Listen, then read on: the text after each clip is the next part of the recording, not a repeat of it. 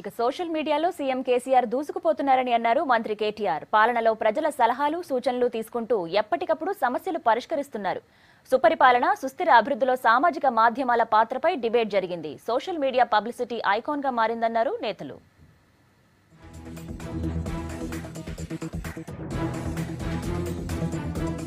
తెలంగాణ ప్రభుత్వం డిజిటల్ అక్షరాస్యత లక్ష్యంగా ముందుకు సాగుతోందన్నారు ఐటీ మంత్రి కేటీఆర్. ఇంటింటికి బ్రాడ్బ్యాండ్ ఇంటర్నెట్ ఉన్న మొదటి రాష్ట్రంగా తెలంగాణ రికార్డుల్లో ఎక్కనుందన్నారు. దేశంలోని అన్ని రాష్ట్రాల ముఖ్యమంత్రుల ఫేస్బుక్ పేజీల కంటే సీఎం కేసీఆర్ ఫేస్బుక్ పేజీకి ఫుల్ ఫాలోయింగ్ ఉందన్నారు మంత్రి. ప్రభుత్వ పథకాలను ప్రజలకు చేరువ చేయడానికి సోషల్ మీడియా ఎంతగానో ఉపయోగపడుతుందన్నారు. సోషల్ మీడియాతో పారదర్శకత పెరుగుతుందన్నారు కేటీఆర్. ఇందులో ప్రధానంగా తెలంగాణ ప్రభుత్వం గత సంవత్సర కాలంగా చేస్తున్న వివిధ కార్యక్రమాలు ప్రధానంగా మరి ఏ రకంగా ప్రజలకు నేరుగా వారికి సేవలు అందించడానికి ప్రభుత్వం కృషి చేస్తూ ఉందో వివరించడం జరిగింది. మా గౌరవ ముఖ్యమంత్రి గారి ఫేస్బుక్ పేజ్ కనుక తీసుకున్నట్టయితే భారతదేశంలోని 29 ముఖ్యమంత్రుల అధికారిక ఫేస్బుక్ పేజ్ల కంటే కూడా తెలంగాణ ముఖ్యమంత్రి గారి ఫేస్బుక్కి ఎక్కువ ఆదరణ ఉంది. అదే రకంగా అవినీతిని అరికట్టే విషయంలో కూడా ఇది ఒక పెద్ద సాధనంగా కూడా ఉపయోగపడే అవకాశం ఉంది. సుపరిపాలన కోసం సోషల్ మీడియా సదస్సులో కేటీఆర్ పార్టిసిపేట్ చేశారు. న్యూఢిల్లీలో 2 రోజులు జరిగే ఈ సమావేశాన్ని భారత్ నీతి సంస్థ కండక్ట్ చేస్తోంది. కార్యక్రమాన్ని కేంద్ర మంత్రి జితేందర్ సింగ్, బీజేపీ జాతీయ ప్రధాన కార్యదర్శి మురళీధర్ రావు ప్రారంభించారు.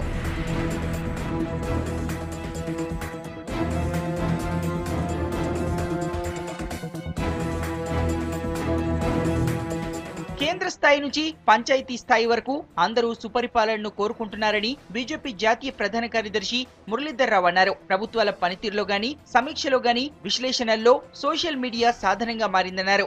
సోషల్ మీడియా ఈరోజు ఒక రకమైనటువంటి సాధనంగా మారింది. అటు రాజకీయ రంగంలో నీతి విధానాల పరంగా గాని ప్రభుత్వాల పనితీరులో గాని అధికారుల విషయంలో ఒక రకమైనటువంటి సమీక్ష విశ్లేషణ గాని వీటన్నిటి కూడా పాత్ర సోషల్ మీడియా నిర్వహించబోతున్నది. ప్రజాస్వామ్యం వికసించడంలో సోషల్ మీడియాది కీ రోల్ అన్నారు లోక్ సత్తా వ్యవస్థాపక అధ్యక్షులు జయప్రకాష్ నారాయణ్. ఒక క్లిక్ తో ప్రపంచాన్ని తెలుసుకునే పరిజ్ఞానం వచ్చిందన్నారు. సోషల్ మీడియాతో ప్రమాదం కూడా లేకపోలేదని వార్నింగ్ ఇచ్చారు జేపీ. టెక్నాలజీ అనేది పదునైన గొడ్డల్ లాంటిది, పదునైన కత్తి లాంటిది. ఆ కత్తిని ఎట్లా వాడతా ఉన్నది మన చేతుల్లో ఉంది. అంచేత 2 ప్రధానమైనటువంటి విషయాలను మనం పట్టించుకోవాలి. ఒకటి, తాత్కాలికమైనటువంటి మాటలు వేయడం కాకుండా దీర్ఘకాల పరిష్కారాలని మన దేశంలో మౌలికమైన అంశాలు అట్లా తీసుకోవాలి.